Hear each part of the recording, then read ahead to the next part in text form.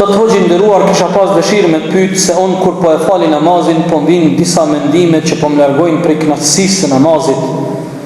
Ma herët nuk I kam pas këto mendime, po që tash të kohën po kam e po frigohem që mendja po më shkon keq e po më largojnë për rrugës Allahut. Ndëgjoni, çështja e namazit dhe koncentrimit namaz është padyshim një çështje madhështore.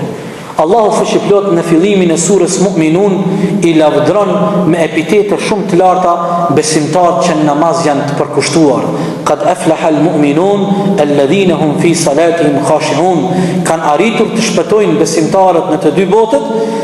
Atributi I parë që I ka bërë me shpëtu besimtarët, ata që në namaz janë të përkushtuar.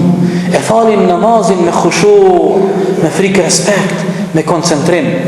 Njeriu duhet të bën përpjekje që ta mbledh mendjen e tij. Duhet të bën përpjekje ta mbledh mendjen e tij. Mendja është problem me u mbledh. Omeri radiallahu anhu thoshte, kur mendja ime me ikte në namaz, unë mundohesha të mendoj punë të mira. Një herë Omeri tykon namaz, ka bë plane, I ka ndarë qetat edhe grupet për në gjihad në rrugt Allahut. Kush ka komukon komandant? Në të thotë, mendjen e ke zërti me e pas me ndorë. Mirë po mundohu spaku që mendimet e tua me qenë pozitive, me qenë mendime drejt namazit, drejt ahiretit, drejt gjennetit, drejt Allahut, e kështu me radhë. Ju e dini se kur jenë namaz, nëse shejtani të bën cytje dhe vezvese, atëherë është sunet I pejgamberit me kthy kokën në anën e majt dhe me thon 3 herë a'udhu billahi minash shaitanir rajim, edhe me pshty, se të ka ardhur iblisi edhe të bën cytje, mundohet me të pengu, se iblisi bën përpjekje me I pengu dhe me I dekoncentru muslimanët brenda në namaz.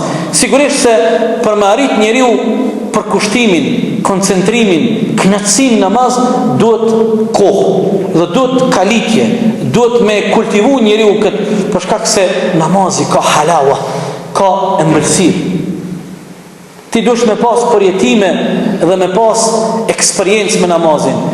Dhe ju e dini, musliman të partë mirë, të hershëm selefi, çfarë përvoje dhe raporti kanë pas me namazin. Allahu në boft që ka thonë pejgamberi a.s.